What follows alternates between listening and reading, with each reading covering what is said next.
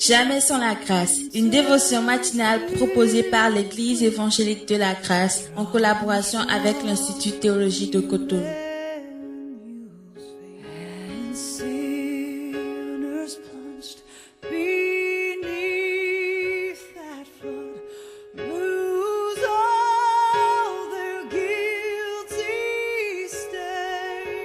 Bonjour, nouvelle journée, encore une nouvelle provision. Bienvenue dans la dévotion du jour qui nous amène ce matin dans Luc chapitre 10, le verset 19 que je me fais le plaisir de vous lire. Voici, je vous ai donné le pouvoir de marcher sur les serpents et les scorpions et sur toute la puissance de l'ennemi et rien ne pourra vous nuire. Amen. Un verset particulier, un très beau verset connu dans le monde charismatique, connu dans le monde évangélique et que nous les chrétiens nous aimons beaucoup. Pourquoi? Parce que s'il y a l'un des versets dans la parole de Dieu qui nous montre la force, la puissance qui est la nôtre en tant qu'enfant de Dieu, c'est ce passage-là, où Jésus lui-même nous confirme des choses. Ce n'est pas un homme qui nous parle, ce n'est pas de l'illusion, ce n'est pas de la présomption, mais nous voyons Jésus lui-même qui parle ici. Et il dit, je vous ai donné le pouvoir. Tout pouvoir vous a été donné.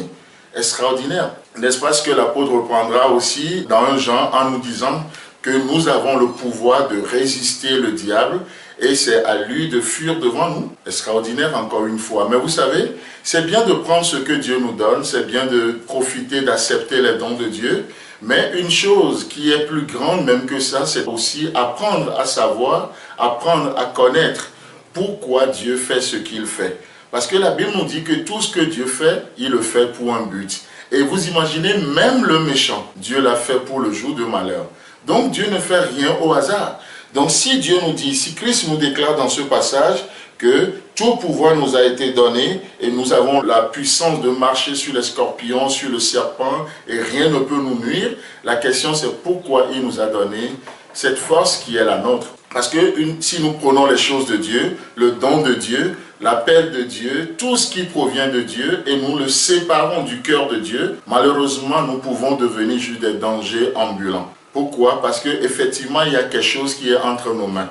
Quelqu'un avec un cœur méchant, dans la main dans laquelle se trouve un couteau tranchant, cette personne devient dangereuse, n'est-ce pas? Et c'est la même chose parfois aussi pour nous les chrétiens. Alors c'est ce qui va arriver, et toujours dans le même évangile de Luc, au chapitre 9, Jésus va envoyer ses apôtres prêcher l'évangile, et alors que dans cette ville, ils ne seront pas acceptés, leur message ne sera pas le bienvenu. Qu'est-ce qui va se passer? Toujours dans le même évangile, Luc chapitre 9, à partir du verset 54, on voit le cœur des apôtres s'exprimer.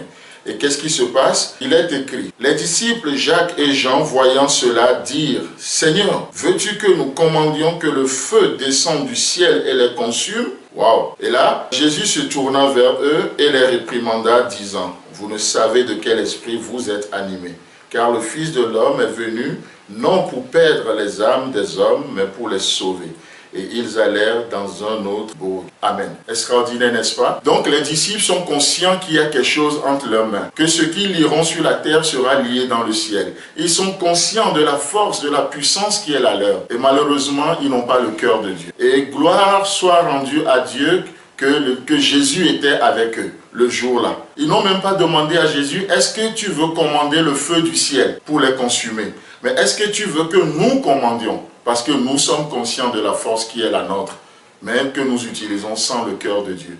Et Jésus va dire, vous ne savez de quel esprit vous êtes animés. Combien de gens aujourd'hui acceptent le don de Dieu, ils profitent du don de Dieu pour leur propre but.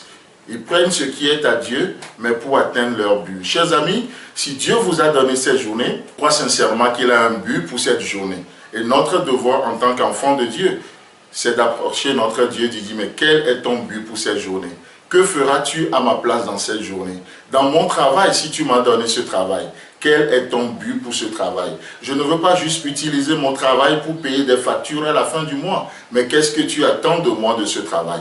Si tu m'as donné une famille merveilleuse comme celle que tu m'as donnée, quel est ton but pour moi avec cette famille? Si tu m'as donné des enfants comme celle que j'ai, moi qui vous parle, j'ai 2 filles. Si tu m'as donné ces enfants, quel est ton but pour ces enfants? On ne va pas juste prendre les choses de Dieu pour se réaliser. Prenons les choses de Dieu pour atteindre les objectifs de Dieu. Et cette journée, c'est un don de Dieu. atteignons le but de Dieu. La famille, c'est un but, c'est un don de Dieu, atteignons le but de Dieu. Et le travail, c'est un don précieux de Dieu, atteignons le but de Dieu avec notre travail aujourd'hui. Que Dieu vous bénisse et à demain.